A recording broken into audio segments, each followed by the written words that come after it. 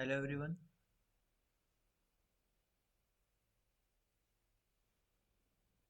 Hello. Am I audible?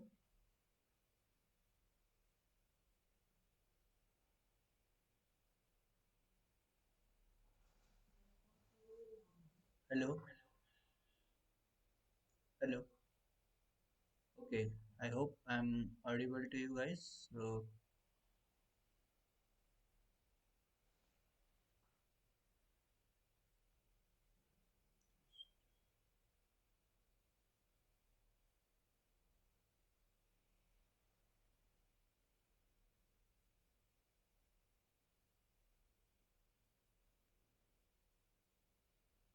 Okay. So let's begin today's session. Uh, Once again, uh, I hope you are doing well, guys. So I'm Karthik Jadhav, research scholar in the Department of WRDM IT Roorkee, and I welcome you all in this today's problem solving session, week 3 of Soil Science and Technology. So this course is conducted by Professor Chakrabarti from IT Kharagpur. So this is the contact information of me. So you can, if you have any query, you can directly write any queries in the given email ID. And I also would like to introduce my YouTube channel where I'm uploading this all the live sessions which I'm conducting. So you can scan this QR code, or you can also click in this link. In addition, you can also take lecture materials, or you can download it directly from this drive folder, where I'm uploading all the content which I covered.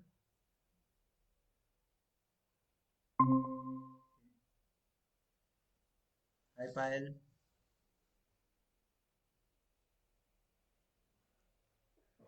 Okay, so all the lecture materials you can get from here, and you can also provide the feedback of the video or also the lecture material I'm providing. If you have any feedback, you can you can provide in this Google form. Okay, so before we begin, let's take a quick recap what we have covered in previous 2 weeks. So we have started with the basic overview of the soil, where we covered about what is soil, what is its ecosystem services, and how soil is forming, its formation processes, and soil profile through various horizons, right? Then on week 2, we have moved a little bit deep and started learning about soil taxonomy.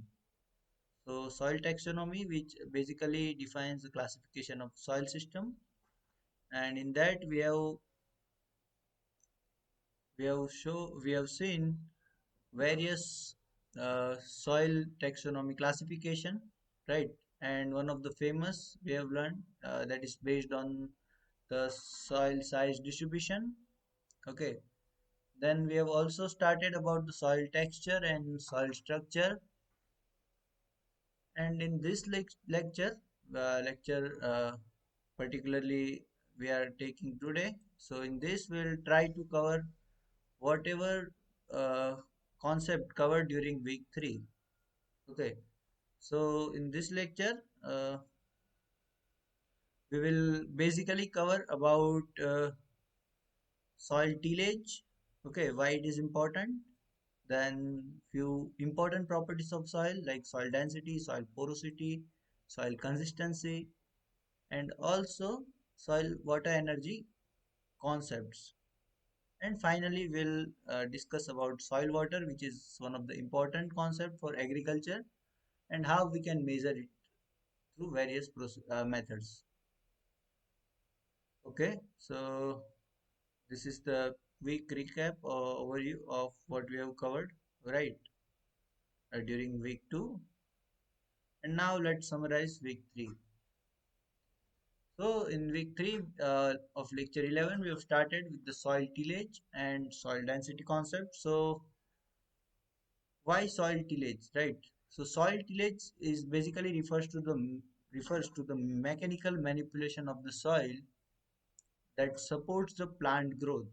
Okay, so there are various type of tillages are available. Okay, so basically we can divide the tillage into two parts. One is the primary tillage and second is secondary tillage. But before we discuss this in detail, why we need to do tillage? So as we discussed, it supports the plant growth, and also it improves the soil aggregate formation, soil stability, soil bulk density to easily penetration of the plant root, then soil moisture content, retention of soil moisture. So basically it is the water holding capacity, then degree of aeration. So it's also improve the aeration, right? So this all will help to grow plant better. Now primary tillage if I talk, so it is the first soil tillage after the last harvest of any crop. Okay. And it is normally conducted when soil is wet enough to allow the plowing and strong enough to give a response reasonable level of traction. So we have various instrument for that, and that is a different subject. You can learn that about from farm machinery, right? And then we have the secondary tillage. So secondary tillage is any uh, tillage when it's done after the primary tillage, and it is basically undertaken to reducing the clod size. So basically in primary tillage we are just dealing about for top few centimeter of soil up to uh, 20 to 30 centimeter of soil, and then in but also in addition to that we are only breaking the soil in big clods. Okay, we are not furthering we are not reducing this clod size, means it is not spawn in case of primary tillage. So let's assume that if we have soil like this compact soil, okay, due to the previous grown crop.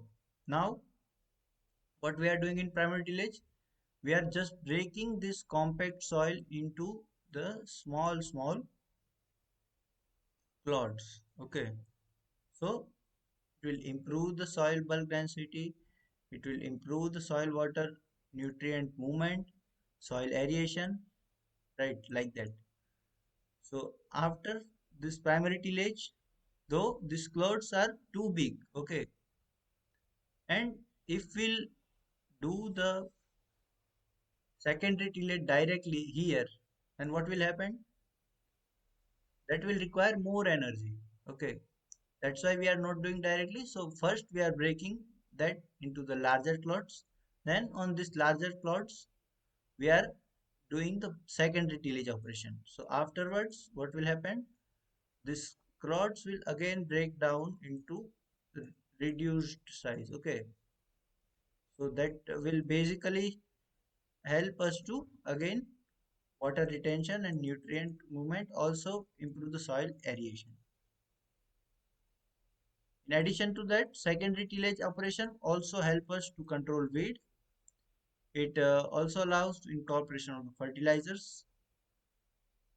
For puddling operation, we are also doing the secondary tillage operation. And puddling we have discussed in last content also, last lecture content also, right? So basically that puddling refers to the preparation of the soil, right, for rice growing.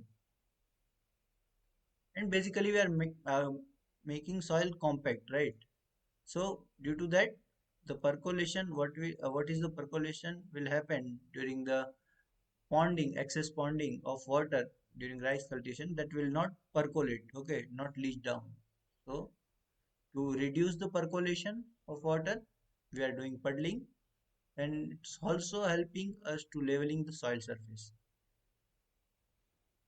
In addition to that, we have also conservation tillage, or in conservation tillage.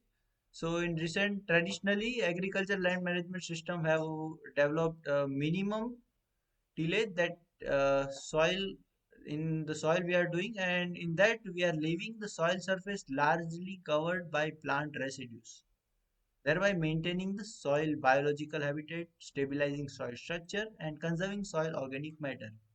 Right. So what we are doing conservation tillage. So we are not doing any mechanical manipulation. Okay.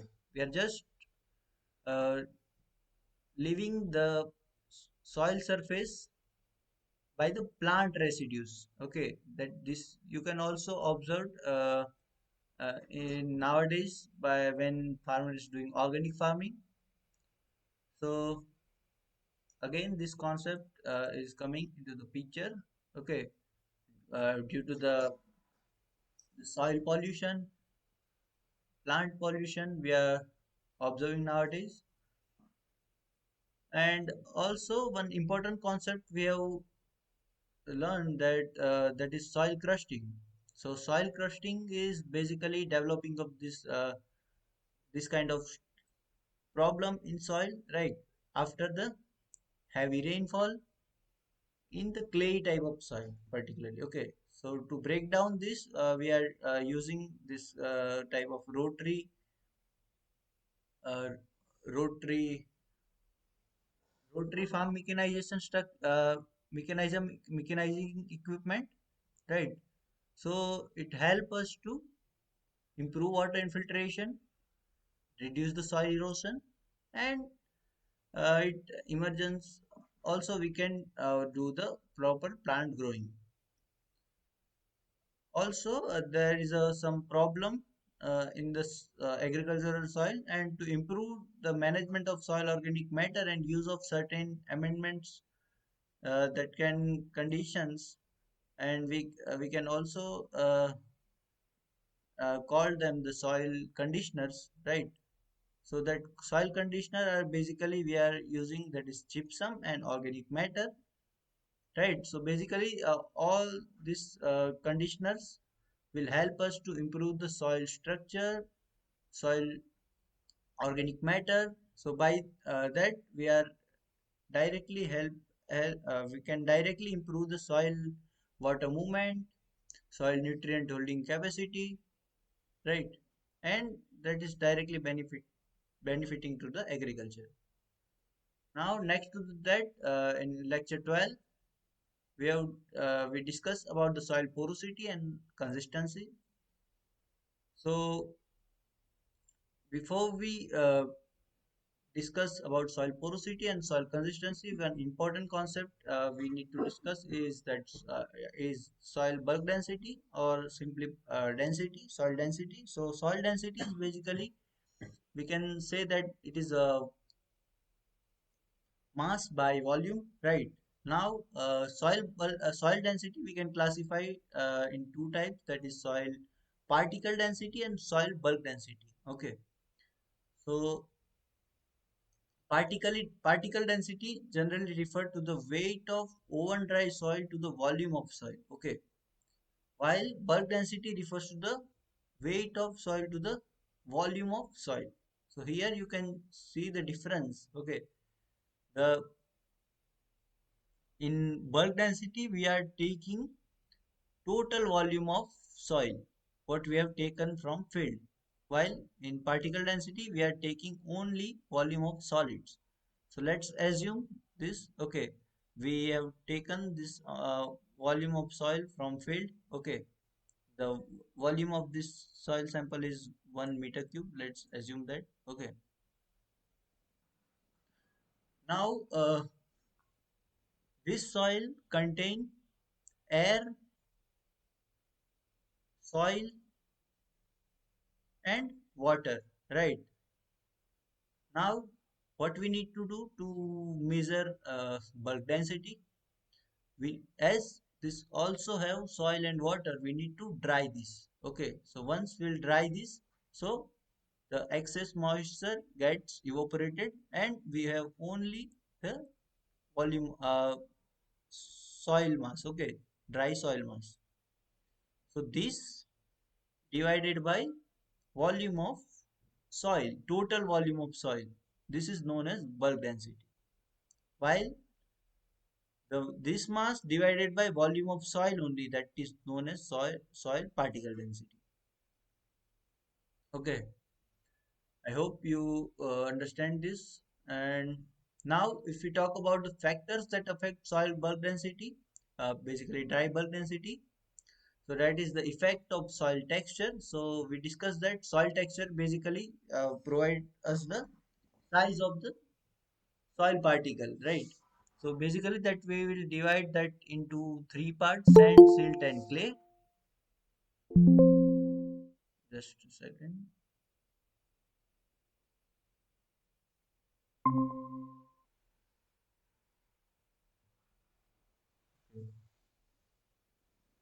Right. So soil texture, right? We are generally talking about sand, silt, and clay. So sandy particle that is of size is in between 0.05 to 2 mm. Okay. While silt particle that have size in between 0.02 to 0.002, and clay particle that is size of 0.002 mm. Okay. Now, how this bulk density affecting this soil texture, different soil texture? So when we have a clay aggregate, so they have smaller in size. So for same volume, number of clay particle is more. Okay. If we take same volume of soil, suppose we have container and we'll take the clay soil from field, it have more number of clay particle, right? Because it have a smaller in size, but the volume is constant here. And similarly, if we'll take clay particle, sorry, sand particle, okay, so it have bigger clouds, right? So it have a less number of particle. Now, how will calculate the density? So density is weight by volume. So weight due to the larger number of particle, more number of particle in clay soil, we have the more weight of soil of this clay soil as compared to sandy soil. So when we'll calculate the bulk density, the uh, clay soil have a higher bulk density as compared to sandy soil. Okay. So in addition to that, other effect like effect of soil structure that can also impacting the soil bulk density that we have covered. So here three example is given. So well sorted soil, well graded soil, and well again well sorted soil, right? So this is well sorted with the loose packing, while this is well sorted with the tight packing. So tight packing soil have a higher bulk density, right? As you can see here, because mass of this will higher as compared to this, and pore space will be higher in case of well sorted loose packing condition. In addition to this above texture and structure, uh, two important properties like soil organic matter also impacting the soil bulk density, right? As we know that organic matter helps to form a good aggregation, so it reduces the bulk density of the soil, right? And we know that as we are going in depth, the soil bulk density will increase. Then we have also covered the important concept like soil water content. So as the soil water content will decrease, there is an increase in the penetrometer reading, right? It means plants required more pressure to go or to develop, right, beneath the soil. It means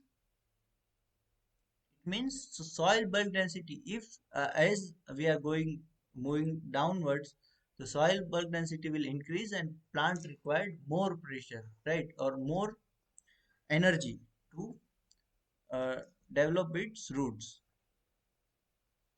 So again, this example also we have shown like how uh, proper bulk density, if we have proper porosity, and without proper porosity. It means we have a compacted soil, we can say this, and this is a well sorted soil, right? So in this case, when we'll grow the plant in the well sorted soil, right, with the proper packing, have a well developed condition as compared to the compacted soil. As compacted soil, in compacted soil, the major problem is the poor aeration, right? First is poor aeration, second, water holding capacity,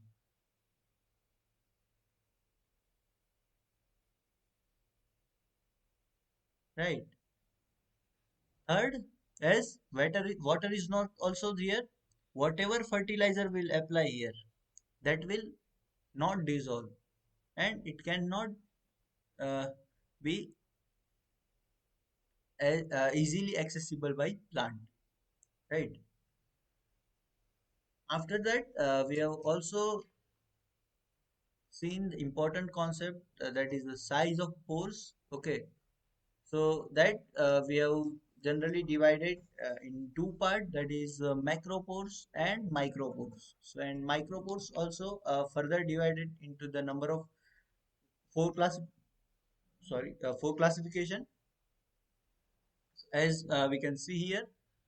Uh, Micropores we can generally classify when the effective diameter of the soil ranges from 0.08 to 5 or above 5 mm, while micropores, whenever the effective diameter of soil size is less than 0.08, okay, then we are generally classifying that as a micropores. So we have the different characteristics of all these porous, and it's not like that it is observing, we are generally observing individually. So all these are present in the in combination, okay.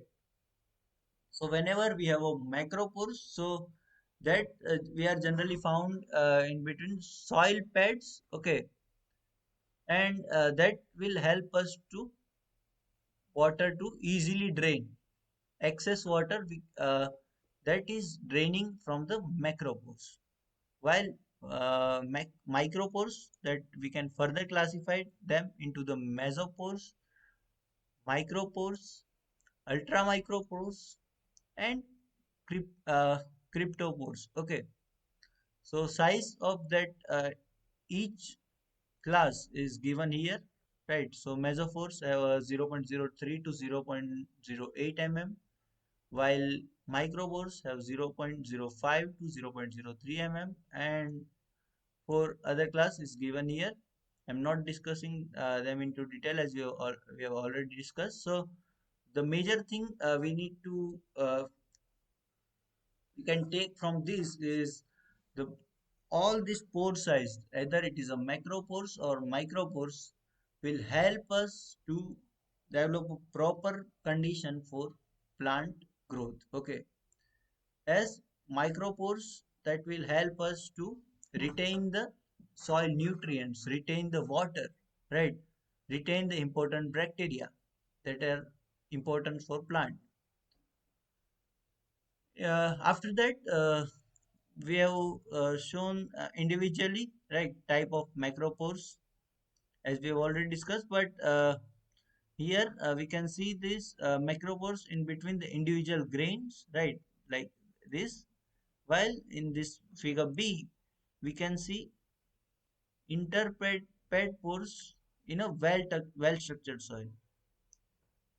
So these pores, right, here in figure B, we are talking about interped pores. While this pores is biopores, so this pores is on particles of soil, particles of organic matter. So that also contain pores and that attracts the nutrients, then water. So basically, that's why we are saying that organic soil, if we have the higher organic matter, it means higher water holding capacity, and that is due to the higher biopores availability on the organic matter that will retain the additional amount of water as compared to whatever the capacity of the basic soils that have. After that, we have also covered the important concept with the soil consistence. So, soil consistence, we can say that it is the ease with which the soil can be reshaped or ruptured. So, soil consistence provides means of describing degree and kind of cohesion and adhesion between soil particles as related to the resistance to soil to deform or rupture. So here the important takeaways is like cohesion. So what is cohesion? Cohesion is the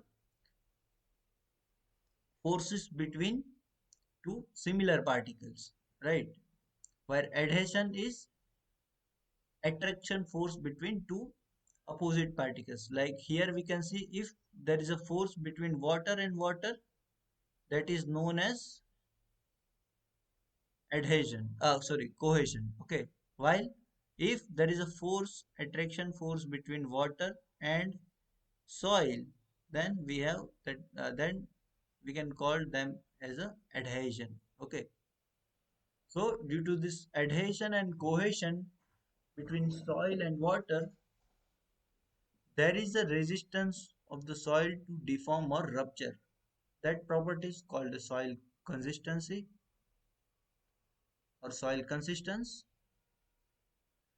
And we can measure this soil consistency or by various classes. And after that, we have also covered the stickiness. So stickiness we have divided in three parts, that is non-sticky, slight sticky and very sticky, and this we can easily observe by whenever we can take the soil on our hand and between forefinger and thumb, and when we will adding after adding the water in the soil, and when we'll move our hand from our thumb or fingers apart, then we'll observe that the stickiness of the soil, and when there is a no sticky, we can, if we have not observed any contact on the far finger of the soil, then we can call them a non-sticky. While you can see this slightly sticky class and very sticky class. Okay, so here the finger is apart, but there is some soil on fingers. While in this case, the soil is having more resistance to make it apart and equal distribution of soil in both finger as well as thumb. Okay, so this we can call very sticky. Continue with the previous lecture. We have started discussing about the soil consistency in detail. So soil consistency is the strength with which soil materials held together or resistance of soil to deformation and rupture. Okay, so in easy terms, it is measured of wet, moist and dry soil sample. For wet soil sample, it expressed as a both stickiness and plasticity. So stickiness we have already covered, right? So that is the part of soil consistency, and soil consistency may be estimated in the field sample using field test, or we can take into the laboratory And there are some uh, techniques where we can uh, do this analysis. And generally, we are classifying this soil plasticity in four class. That is the non-plastic, slightly plastic, plastic, and very plastic. So when we'll take the soil sample and we'll add some water in that soil and try to form a wire. Okay. In that case, if there is a no wire can be formed, that is known as the non-plastic soil and also non-cohesive.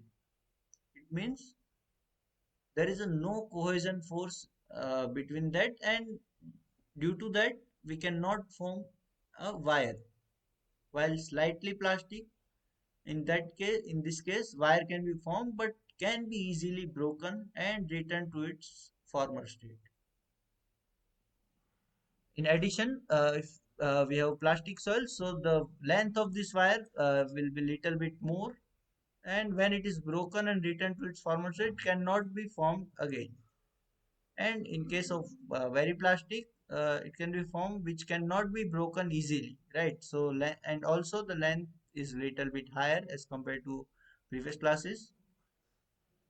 Then again after that we have covered one important concept that is related to the soil consistency. And uh, just a second.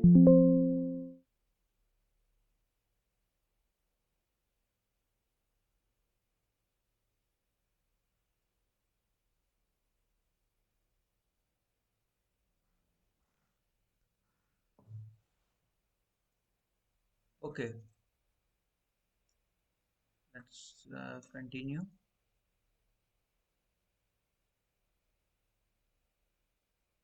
Right, so we have also seen at above limits concept.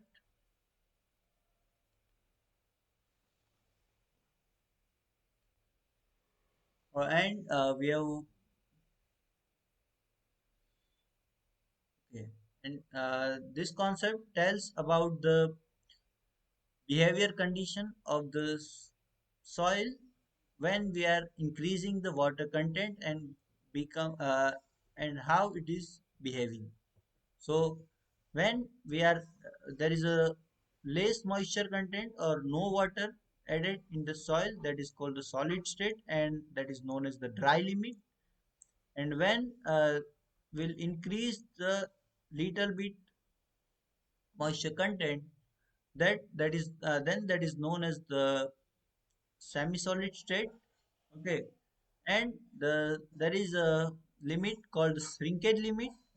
So basically it represents the water content below which soils do not decrease their volume anymore, okay, as they continue to dry. And this is the importance for the bricks making and ceramics making company. And if we'll increase water little bit more, in that case the plastic state will be observed. Okay. Still in the plastic state we have the few porous space available and our soil is totally saturated. And if we'll increase further water, then the soil will become the viscous liquid state. It means the soil is totally filled with the water and it is in the liquid state. Now in between we have the plastic limit and liquid limit. Okay, so liquid limit is the lowest water content above which soil behaves like a liquid, normally below 100. Okay, so this limit is the it is the limit of the water content, so below which soil behaves like a liquid. Okay, so generally this is at 100. So whenever moisture content is above 100%, so that is called as a liquid limit. So whenever it uh, move below 100, then the plastic state will start, and the plastic limit is the lowest water content at which soil behaves like a plastic material, and normally it is below 40% moisture content. And the difference between liquid limit and plastic limit is known as plastic index. After that, we have started about the soil water concept. Okay, so first we have understand why it is important to learn about the soil water. So we know that water is the fundamental requirement by crop, and if we want to grow agriculture, or if we want to boost up agriculture, we need to provide proper irrigation to the agricultural land. And without understanding the soil water concept, we cannot plan or schedule proper irrigation. Okay, so it is extremely important for soil physical, chemical, and biological processes. So if we want to understand soil physical, chemical, and biological processes, the concept of soil water, understanding the concept of soil water is very important. And also it will help us to understand the weathering of soil minerals to decomposition of soil organic matter. And in soil, we know that soil can water can move either upward or downward. So we'll discuss this to this hydrological cycle. So if you know that this is the well-known representation of the of hydrological cycle. So it starts with the evaporation. So whenever there is a energy source available, due to that the from the various surface water bodies or soil moisture, the evaporation takes place, and this evaporation basically forms a cloud, and these clouds will move down from one place to another place due to the wind, and there is a fall, there is a rainfall. Okay, in simple term. So once the rainfall will fall on the earth or landmass, what will happen? The first thing will happen is there is a movement of water in below the soil surface. Okay, so first entry of the water below the surface is known as the infiltration. First entry of water in the soil surface. And up to what time this soil surface the infiltration will take place? So this will take place up to the whenever the soil capacity, right, up to the time when the soil capacity not gets satisfied. It means what is soil capacity here? It is basically soil porosity, right? Whatever porous space available in the soil will not get fulfilled by the water from the precipitation. The soil water will move down, considering the soil infiltration capacity is higher than rainfall intensity. Okay, now once this soil will get satisfied, right, it means this will get full, it porous gets full. After that there is a starts of surface runoff. Okay, and the surface runoff will eventually end up in ocean, or again there is or some water bodies like lakes, rivers, and eventually we can say it is also interconnected to the groundwater, all this surface water component. And there is again starting taking place of the evaporation. Now this water that is going down into the soil, that as from infiltration, right, that is not moving as fast as that is moving on a surface. Why?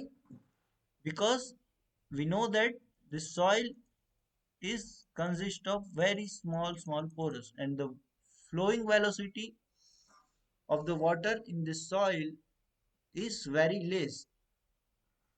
Okay, and this water is moving horizontally, or we can say laterally, as well as vertically. Okay, so whatever water will go vertically down, that is ultimately ending up into the aquifers. Okay, aquifers, and we are again taking this water for agriculture. While water which is moving laterally, that is known as the subsurface flow. Okay, and this kind of flow is very slow, and that is depending on the gradients, natural gradients on the land.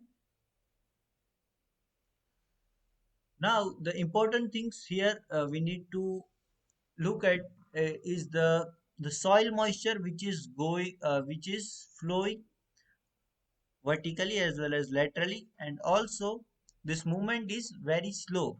The movement of soil water is very slow. Okay,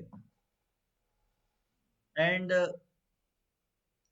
after that, considering this, we have started learning about the structure and properties of water, right? So we get to know about that there are total five important properties of water, that is polarity, hydrogen bonding, hydration, cohesion and adhesion, and surface tension. So polarity, so we know that water is in of a polar nature, and the angle between hydrogen and oxygen bond is 105 degree. Then hydrogen bonding, so hydrogen atom, water basically consists of two hydrogen atom and one oxygen atom, and hydrogen is of cationic nature, or while or oxygen we have of anionic nature, right? So hydrogen atom of one water molecule is always attracted to the oxygen of second molecule, and similarly, right? So this hydrogen again will attracted with the oxygen of another water molecule, and this bond is of having a very low energy bond, okay, between two molecules, and this accounts for the polymerization of water. Then one of the important property we have is hydration. So cations such as hydrogen, sodium, this is a potassium and calcium becomes hydrated through their attraction to oxygen, right? So this oxygen, as the bond energy of this hydrogen in water is very low, so whenever there is a presence of other cations like sodium, calcium, or potassium, magnesium, so this bonds will become further weaken, and this oxygen will try to attract by these cations. So negatively charged clay surface attract water again, right? We know that in clay soil there is a higher water holding capacity. Why? That is because of the hydration nature of water. So the oxygen uh, or the hydrogen will attracted by the clay surfaces, right, that have the negative charge. And during the dissolution of salts in water, there is a major role of hydration process. Then we have uh, this already we have discussed about the cohesion and adhesion force.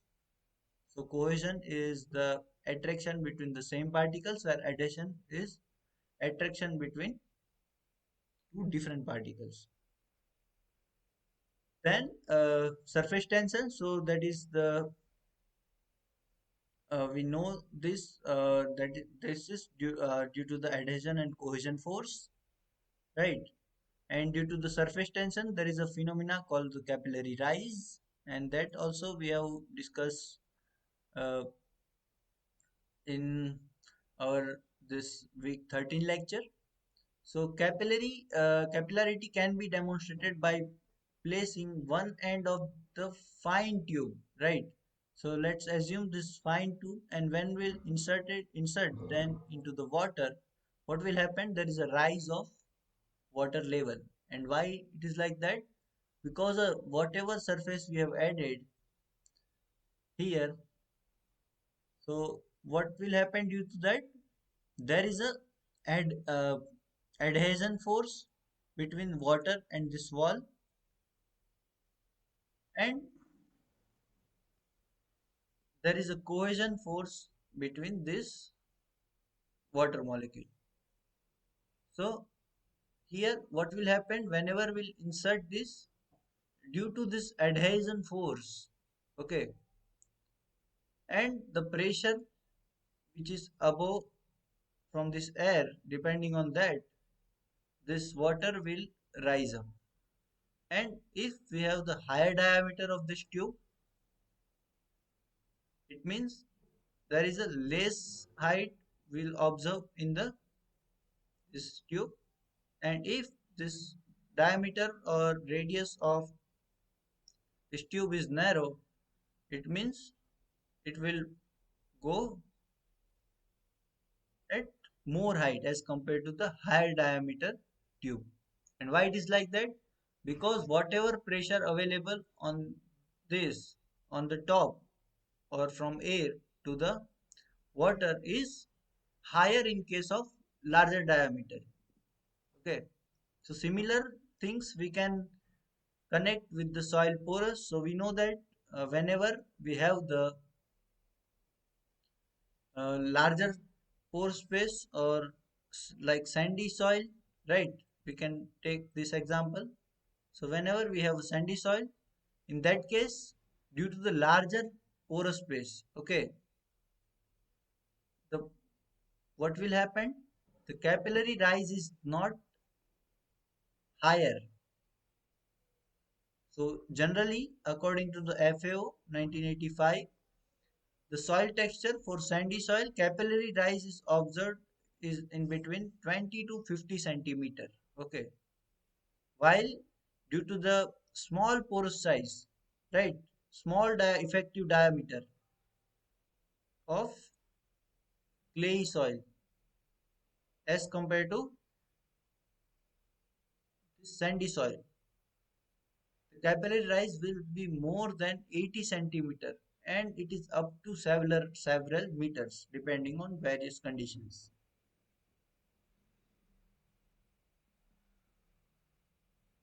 So that's why it is important to understand the soil capillary theory, and it will help us to understand the capillary rise during the higher groundwater level, right?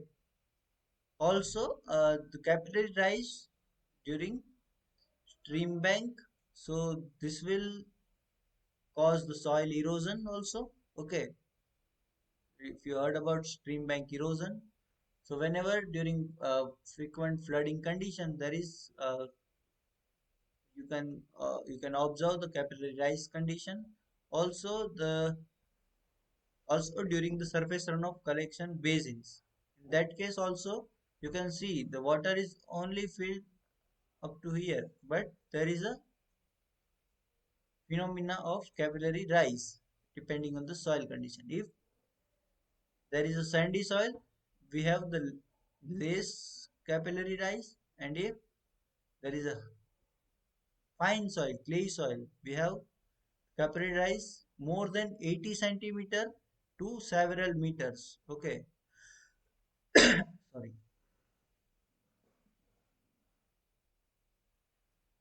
So in continue with that, on lecture 14, we have started about the soil water, considering its importance, and discuss about the soil water energy concepts.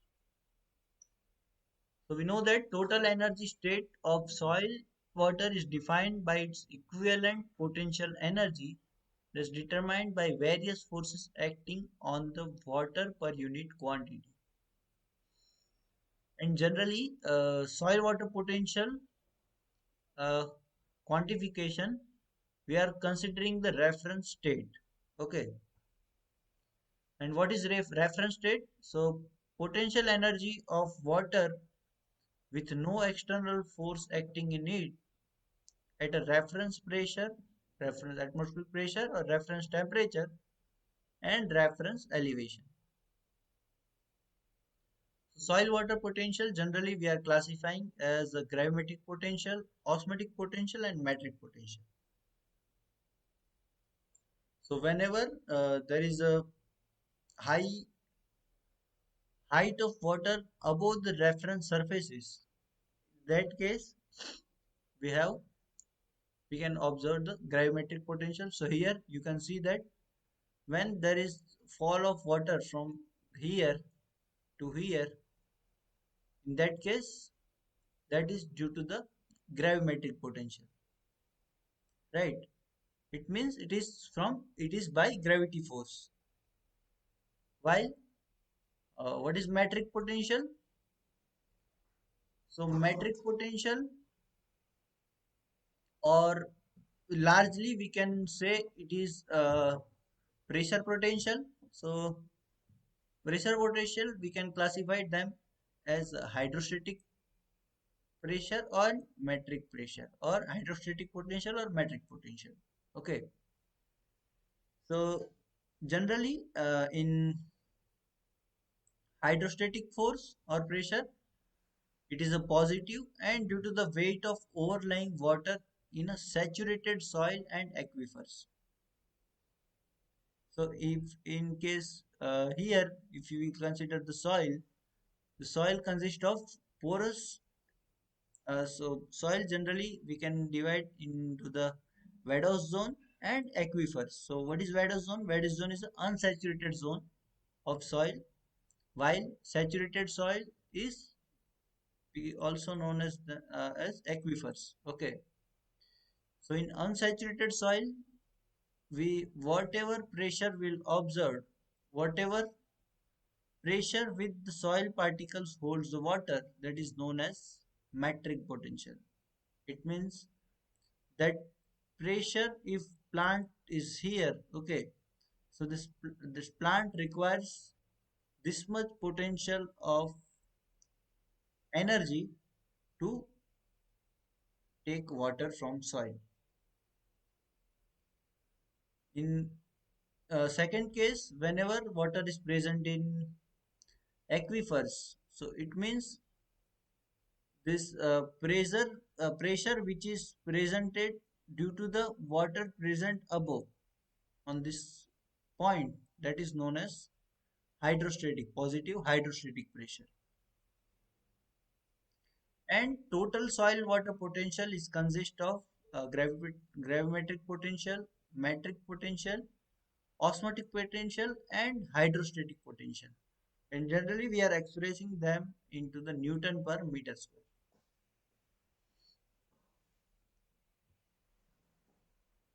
And we know that osmotic potential is due to the various contaminants or salts present in the soil that basically reduce the energy level of the soil and ultimately the movement of soil in water.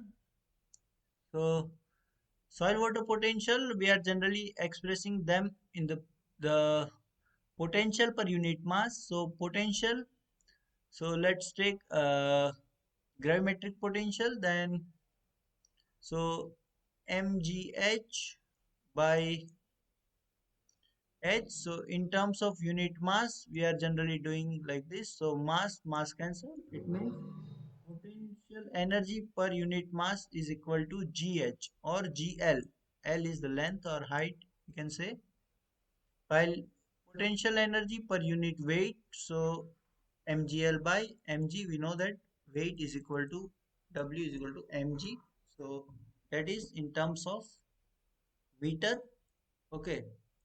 And potential energy per unit volume, that's good. If we'll divide it by volume, then we'll get rho WGL, so Newton per meter square, water pressure unit.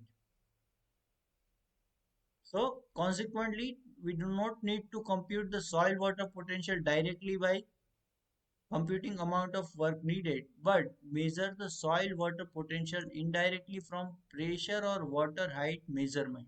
Right. That's why we'll cover the important concept of the soil water pressure. Okay.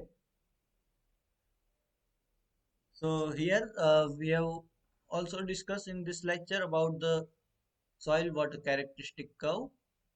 That is important to know about the soil water holding capacity and how soil moisture gets released at different pressure. Okay, then we have also covered the soil hysteresis effect,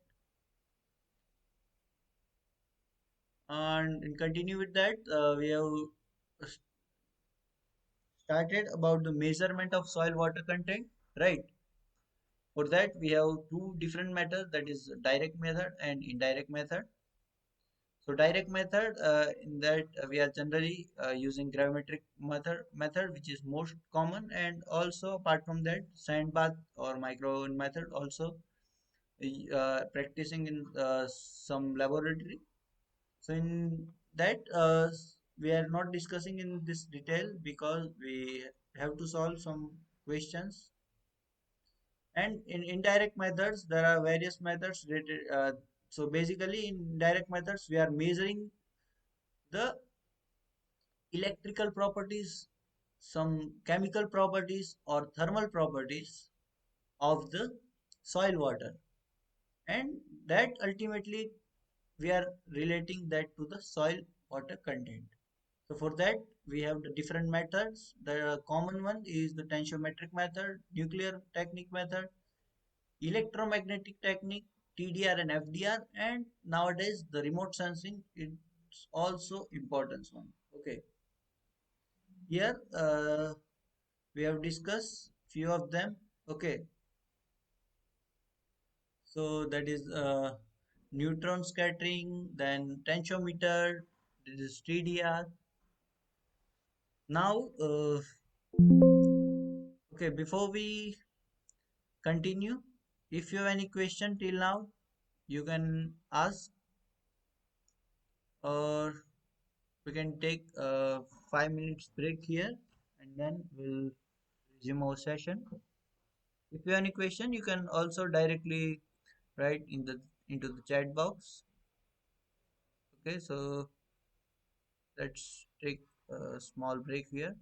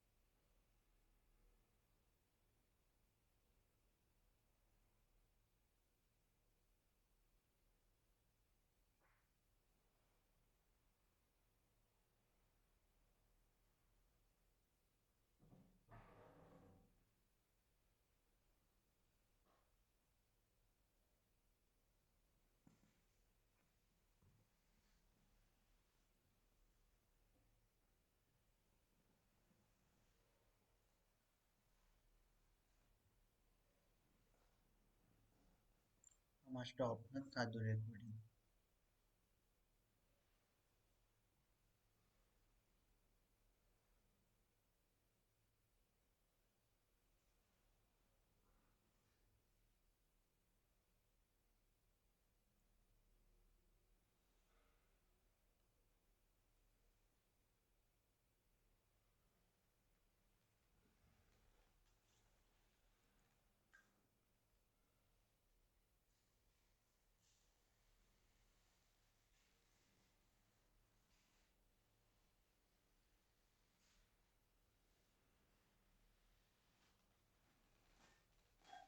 Okay, let's resume our session. So let's move on to the question and answer session, MCQ type of question, and we'll try to understand this whatever concept we have seen in week 3. So question number 1, the tillage involves any working completed after primary tillage is that is known as auxiliary tillage, secondary tillage, zero tillage, or none of the above. So we know that auxiliary tillage, this refers to the any traditional tillage operation carried out between primary and secondary tillage or after secondary tillage to manage weeds, incorporate fertilizer, or improve soil condition. And it is usually performed for a specific agricultural needs rather than for agricultural general soil preparation. Okay, so answer is here auxiliary tillage. Why? Because this uh, involves any working completed after primary tillage. Okay, do not have any specific objective. While secondary tillage is operation, right? So the answer is secondary tillage. Sorry, okay, there is a problem in understanding. So secondary tillage, this tillage operation performed after primary tillage. Okay, while what is auxiliary tillage? It is the tillage we can perform in between. Okay. Now question number 2, how is bulk density calculated? So we know that bulk density we are generally dividing them into the soil particle density and dry bulk density, and bulk density is equal to weight of oven dry soil divided by volume. Which volume? Total volume. While particle density, weight of solids divided by volume of solids. So what is correct answer here? Option A. It is saying mass of oven dry soil divided by volume of solids. No. In case of bulk density, we are taking total volume. That is solids plus pores. I think only one option we can see here, and that is right. And option B. Okay. That given is the volume of solids plus porous and on above mass of oven dry soil. Question number 3. One crop is planted in the residue of another with virtually no tillage is called. So this is simple no tillage, right? Whenever we are not doing any tillage operation and only planting a crop in the residue of previous crop, that is known as the no tillage condition, and this will help us to improve the water holding capacity of soil, less erosion of soil, less carbon dioxide release from the soil, better water quality due to the decreased sediment runoff, improved soil health, and less need for soil fossil fuel powered machinery. So answer C is correct. Question number 4. Most soil have a particle density of about, we know that it is around 2.6. Okay, and why it is like that? So soil particle density primarily depends on the mineral composition of soil. Okay, majority of soil minerals are composed of quartz, that is SiO2, then feldspar and other silicates materials, which have a density close to 2.65 gram per cc. While organic matter has a lower density around 1.2 to 1.5 gram per cc, but since it makes up a small portion of most of mineral soils, that is about 5%. Okay, we know that consists of 25% air, 25% water, 5% organic matter, and rest is a mineral composition. So, as soil particle densities only consist of mineral composition, that is around 45%. Okay, and this mineral composition consists of quartz, that's SiO2, feldspars, and other silicate materials. And their density is close to the 2.65 gram per cc. That's why we are generally considering particle density as 2.65. On the other hand, heavier materials like iron oxides and magnetite present in soil can increase the particle density, but they are present in much smaller quantities in the soil. So in general, we are considering 2.65 as average for soil particle density. Okay, I hope you have learned something new. Question number 5. In conservation tillage, how much soil surface should be covered by residues? So this answer is at least 30%. Why? So conservation tillage is a farming practice aimed at reducing soil erosion, improving water retention, and enhancing soil health by leaving crop residue on the soil surface. And according to the USDA, that is United States Department of Agriculture, and other agricultural guidelines, at least 30% of soil surface must be covered with crop residues after planting to qualify as a conservation tillage. Okay. Residue helps in reducing soil erosion, we have already discussed, enhancing moisture retention and improving organic matter content, and this will ultimately help in sustainable agriculture. Okay, the correct answer is option C. Question number 6. What is the effective diameter of micropores? So we know that soil pores generally we divide in two part, that is the macropores and micropores. So macropores, whenever the effective diameter of pore size is greater than 0.08 mm, that is known as macropores.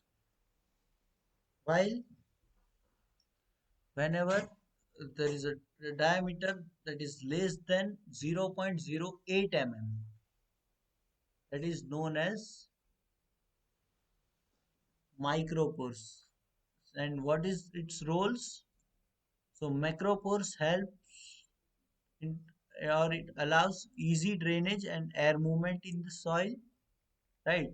While micropores that is less than of 0.08 mm diameter, it retain water against gravitational pull, making it less available for plant uptake. Okay,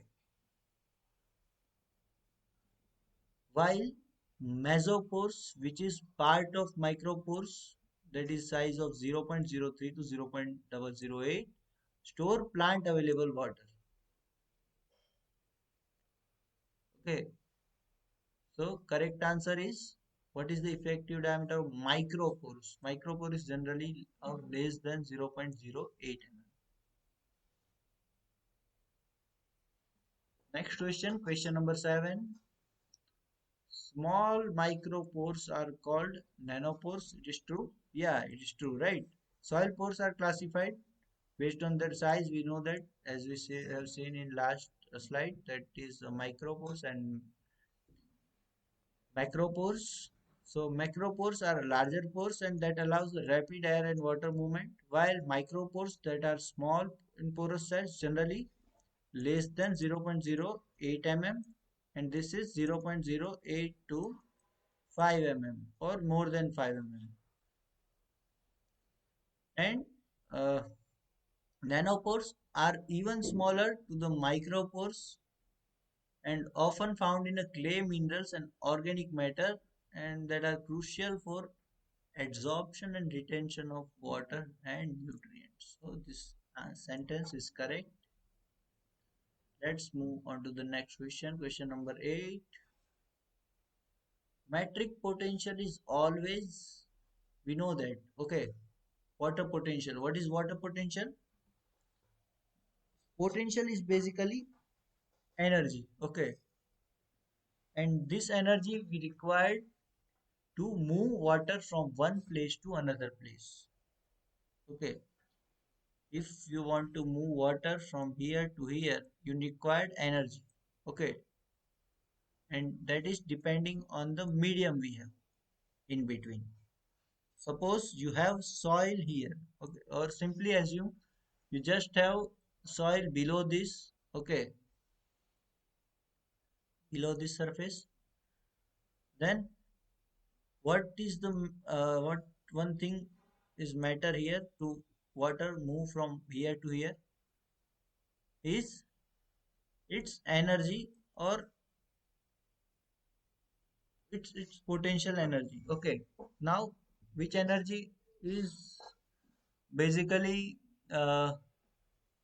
primary factor for this water is gravitational potential. Okay, the water movement due to the height, okay, the uh, potential energy, okay, due to this height, elevation, head, as well as gravity, okay, gravity movement due to this slope gradient from here to here, and also the quantity of water available here. Now, due to this, what will happen? The water will move from here to here. Apart from this, now you can consider the second scenario, right? When water is available here, plenty of water available here, and now there is a soil in between. Okay.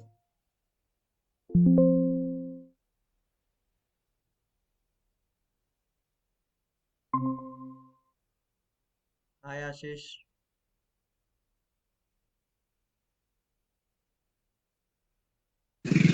Hello, sir. Okay. Right. Okay, I hope I'm audible. Let's continue. Okay, what we are talking?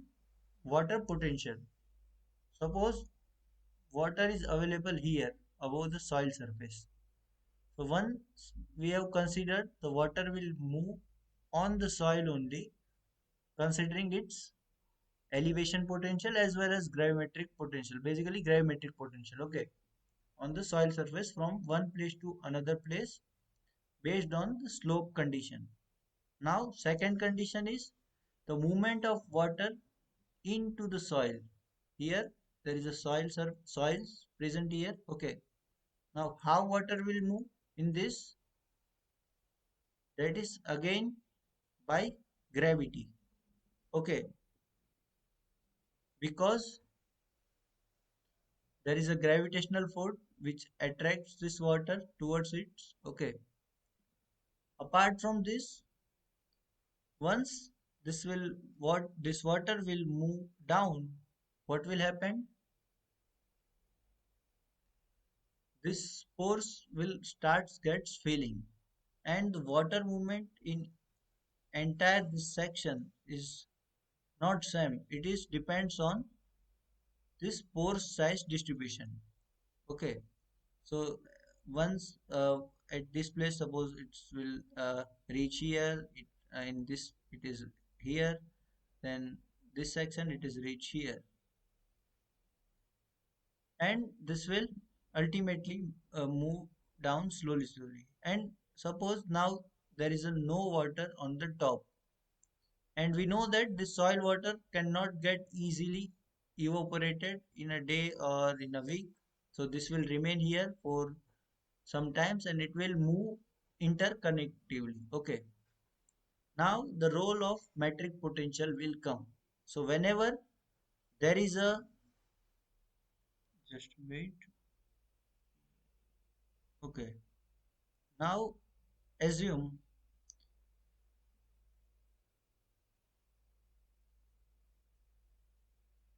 there is a soil water present in this soil. Okay,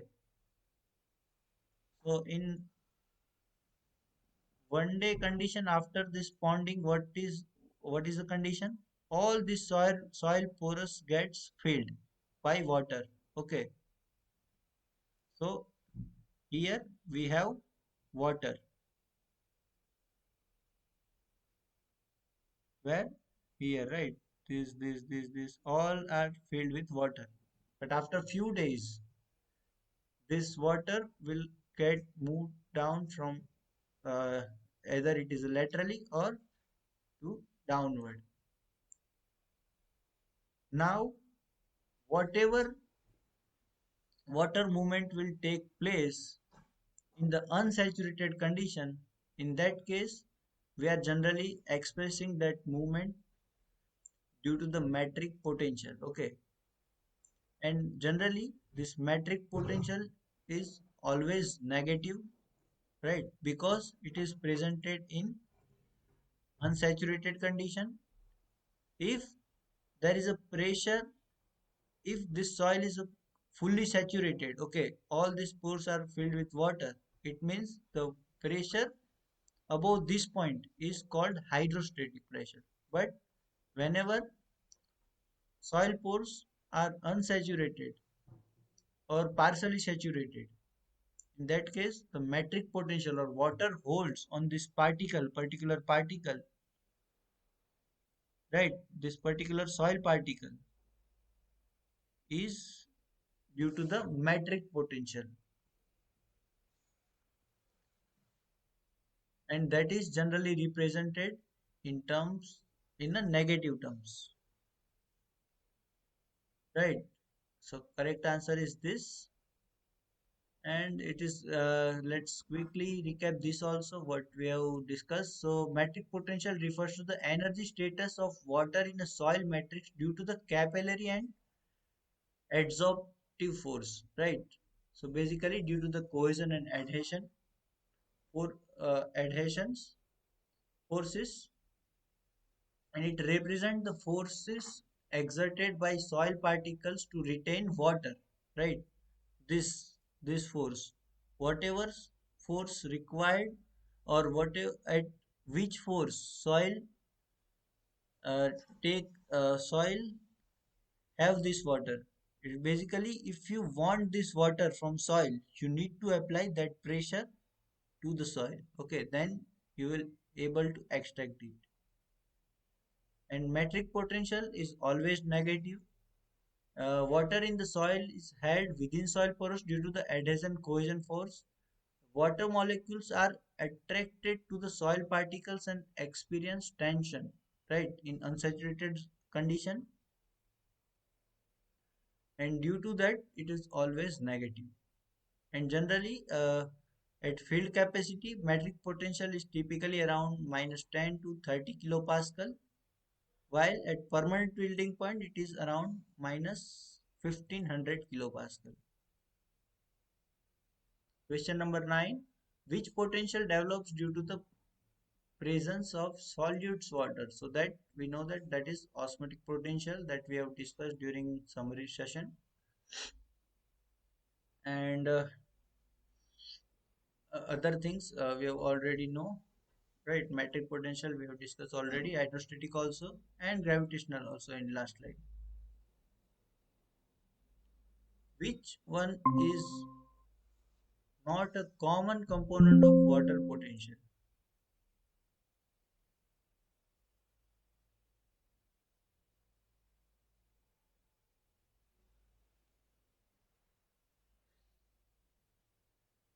Okay. So this is again the simple one. Answer D. Question. Next question. What is the soil water potential in bars for a 0 centimeter height of unit column of water? We know that soil water potential is the energy status of water in a soil and is measured relative to the reference point.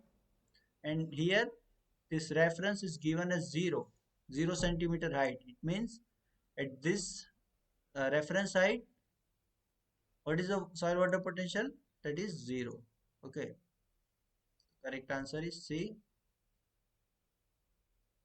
Now, next question. TDR is useful for measuring the water potential at the range of, any guess, Ashish?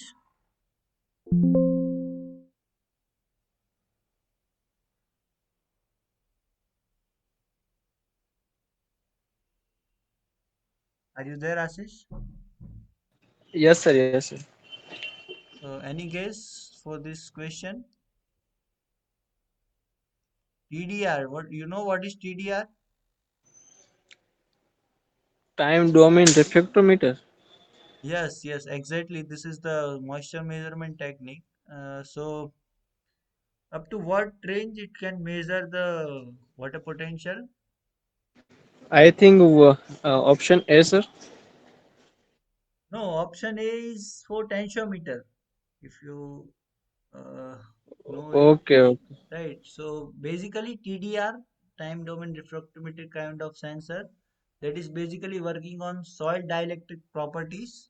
Okay, soil or water dielectric properties that will generally measured up to the minus 10,000 kilopascal. So option C is correct here. Okay. C or D, sir. Less than or like both option is same. I think C and D. Yeah, yeah, sorry. D option is correct. That is less than, not, it's not going up to 10,000. Also 10.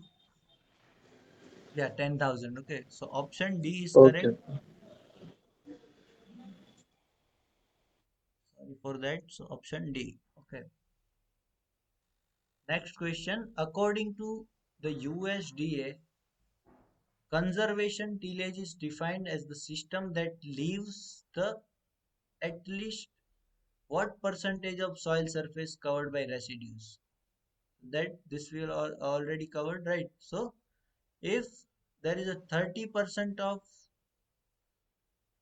soil residue is present or we lived, that is known as conservation tillage. Okay, so we are not going into the detail as we have already discussed. Next question. Which of the following is not a benefit of conservation tillage? So we know that conservation tillage, what option is given? Let's explore. Improve soil biological habitat. So yes, that is the benefit. Stabilize soil structure. Yes, that is also right. Increase soil erosion. No, that is incorrect. It generally decrease the soil erosion and also improve the soil water movement and it conserve the soil organic matter. So our answer is option C. It is not benefit of conservation tillage. Question number 15. Identify the following instrument used in a plant indicator based on irrigation scheduling. Ashish, Yes, sir. what do you think? What is the answer? Irrigation scheduling. I think, sir, the answer C, tensiometer, which is used for field scale study. No, I think you need to uh, read answer carefully. The Okay, so the instrument we are using as a plant plant indicates. indicator based method. Okay, plant indicate based method of irrigation schedule. Yes. Time government. So it means, let me explain the question here. How we are measuring the any plant properties to provide irrigation. We are not measuring soil properties. Yes, sir. So for A, B, C are based on the soil property. I think the infrared thermometer, which is maybe used for the plant Yes, to yes, check the yes. plant property. You are right, right. Infrared thermometer. So it measures the plant temperature, okay, of the plant canopy, and based on that it correlates with the plant water stress, and then based on that we are providing the irrigation. Next question, leaf water potential is measured by.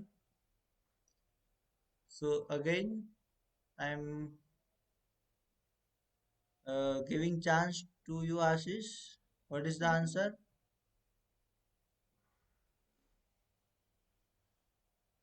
I think, sir, the leaf water potential, the As tensiometer is measure the soil water stress. Neutron probe, I think, similar way measure the soil water stress. yes, The pressure bulb and the infrared thermometer, I'm confusing. yeah, Maybe I think, sir, pressure bulb is pressure there. bomb. Yeah, pressure bomb. As name Ah, it sorry, suggests, pressure right? bomb. Pressure Okay. bomb.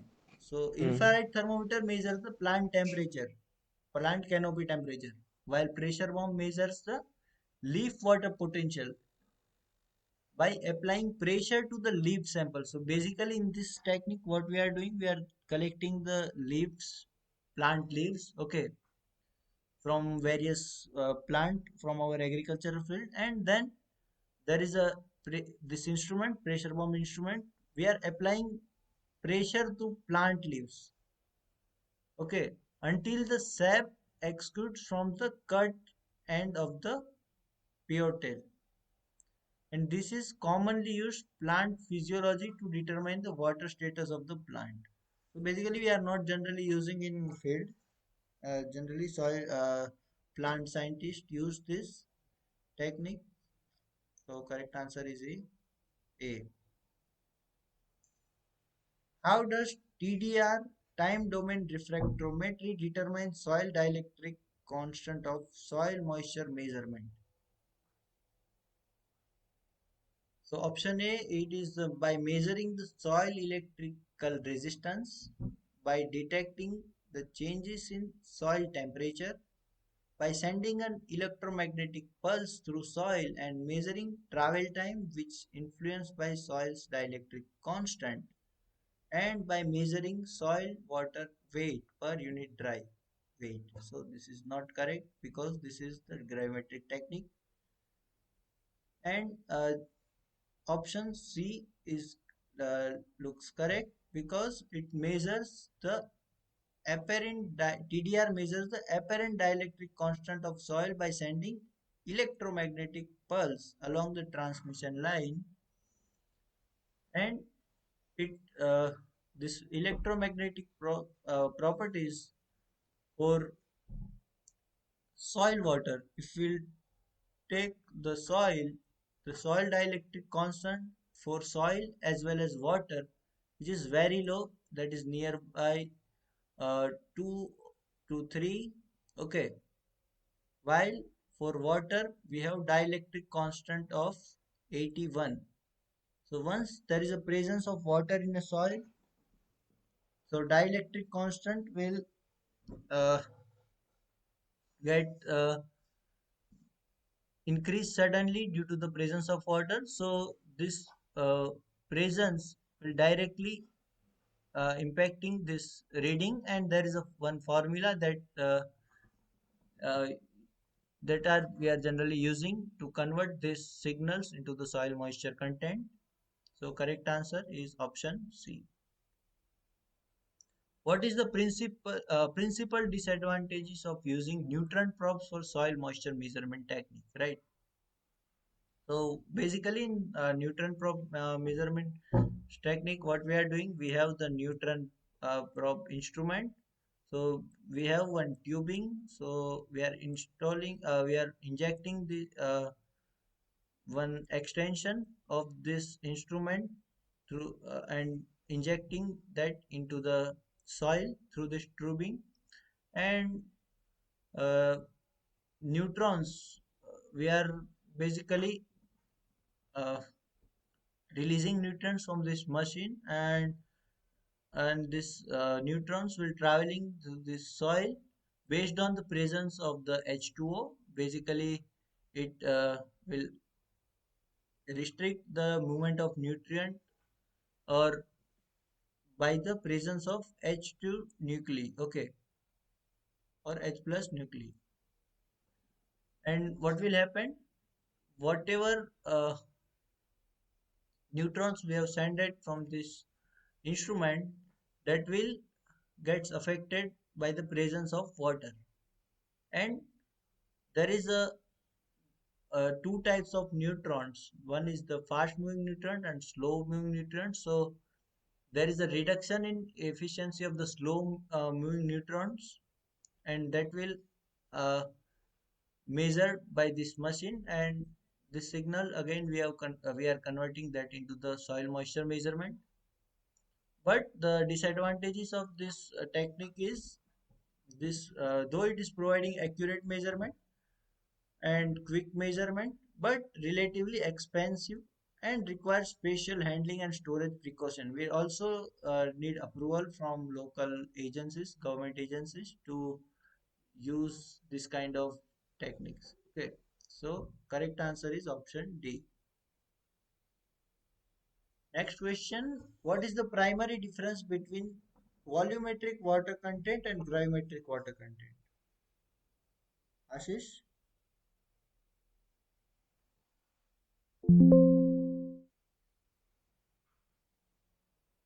are you there? Okay, and Satwara, are you there? Okay, I hope I'm audible. Let's try to solve this question. So we know that, right? This is a very simple, that volumetric water content generally measures the volume of water per total volume of soil, that includes air and solids. In contrast, gravimetric water content measure weight of water per unit weight of dry soil. Okay, so option B is correct. Next question: what is the primary principle by which capacitive sensors measure the soil moisture? So we know that capacitive sensors measure soil moisture by detecting changes in dielectric permeability, that we have already discussed, right? Dielectric permeability changes with soil moisture content in the soil, making this method effective for measuring volumetric content.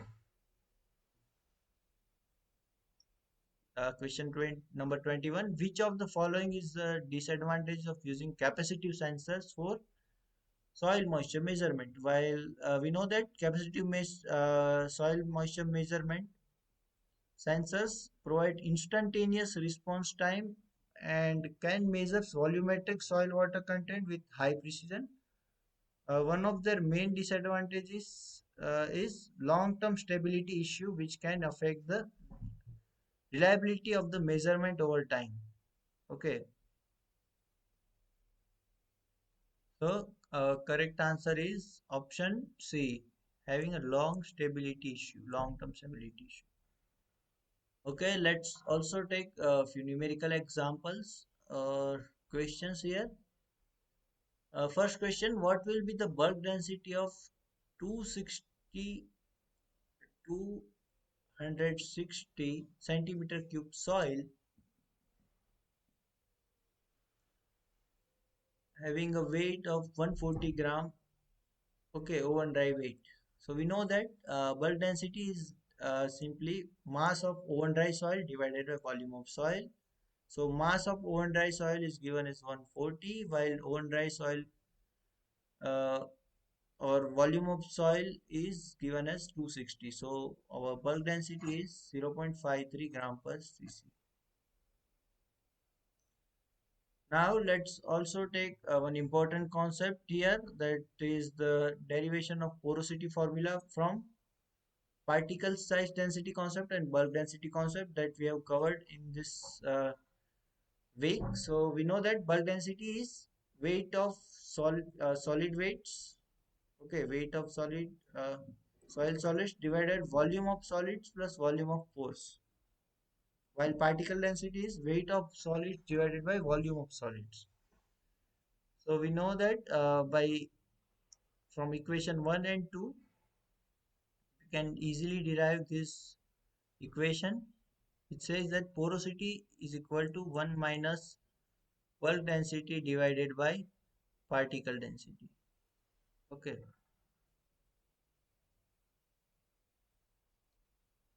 porosity. Question number 2. What will be the porosity of soil with bulk density of 0.75 gram per cc and particle density of 2.5 gram per cc? So we know that from previous formula, this formula we can use it directly here. 1 minus bulk density or particle density will give the porosity. So let's put given value here, and the value, our answer is 70.20 is our porosity. Next question, calculate the porosity of 161 centimeter cube soil which contains 35 centimeter cube of water when saturated. So we know that this question is little tricky, but let's try to solve here. We know that porosity is equal to volume of voids or pores divided by total volume. Now, what is given here? Porosity of 161 centimeter cube of soil which contains 35 centimeter cube of water when saturated. So here we required only volume of pores. So it means here you can see this saturated soil. Whenever there is a soil, it have some porosity, and whenever it is in a saturated condition, so all this pore space gets filled with the water. And here it is given as 35 centimeter cube water is required to fill this porosity. It means we can consider this as a porous space volume, right? So this is given here. Now, what is total volume? How you can quantify this? So it is given as 161. So 35 divided by 161, and answer will be 21.73 percentage. Okay. Next question. A 300 gram soil sample contains 75 gram of water when 60% of the pores are filled with water. Calculate the porosity of the soil sample. So this question is little tricky. Let's try to solve. So first, to calculate the porosity of the sample, what we required? Total pore volume divided by total soil volume. And what is given here? Anything is not given directly, right? So first, we need to identify the total pore volume. Okay. So what is that? For that, what we need to do here, they said that uh, total 30 gram of soil sample is there and it contains 75 gram of soil. So oven dry soil weight is equal to 300 minus 75. It is equal to 225 gram of soil solids. And to calculate the volume of soil solids, we are assuming particle density of soil is 2.65 gram per cc. Okay. And from this we can get the volume of soil solids as we have the mass of solids. Okay, it is around 84.9 centimeter cube. And to calculate the total volume of water or total pore volume, what we need to do, 75 gram of water when it is 60% pores are filled with water. So the total volume of this soil will become 75 divided by 0.6, means 125 centimeter cube is a porous space volume, while total soil volume is equal to soil solid volume plus total pore volume, that is equal to 84.9 plus 125 gram per centimeter cube. So 125 divided by 209.9 will get the porosity around 60%. Okay, I hope you understand this question. This is important. And question 5, uh, 500 centimeter cube of soil samples have a weight of 800 gram and moisture content of 15% on dry weight basis. We need to determine the oven dry weight of soil and bulk density of the soil. So let's try to first determine the oven dry weight of the soil. So we know that moisture content is on dry basis is equal to weight minus dry weight divided by dry weight, and we need to identify we here required dry weight determination. So that if we'll convert this formula to determine the dry weight, we'll get this, and if we'll put the all the given values, the dry weight of this soil is 695.65, and to get the bulk density, we know that it is the dry weight divided by volume of soil. So the let's put given here, and we'll get the dry bulk density or bulk density is equal to 1.39 gram per cc. Okay, so let's summarize today's content, what we have covered, right? So in this lecture, we have covered important topics related to the soil tillage, soil porosity, soil bulk density, and how it is important for soil water movement. That also we have covered. And we have also solved some important examples of the calculation of soil porosity and soil bulk density. And apart from that, we have also discussed about the soil moisture measurement technique, that is either indirect or direct measurement techniques. Okay, so I hope this session help you and clarify your doubts that you have. So uh, you can also watch this recorded session by scanning this QR code. This is the YouTube channel where I'm uploading all this content, and also you can directly click here to this link. Apart from that, to get this lecture note, lecture material, you can you can access this drive folder where I'm uploading this presentation and this question answer session. And I kindly request you to provide your valuable feedback for these sessions. And I hope you are enjoying. So thank you so much for your time and attention. Uh, so looking forward for the next session, and I hope you will be there in the next session. So thank you so much for joining. Thank you.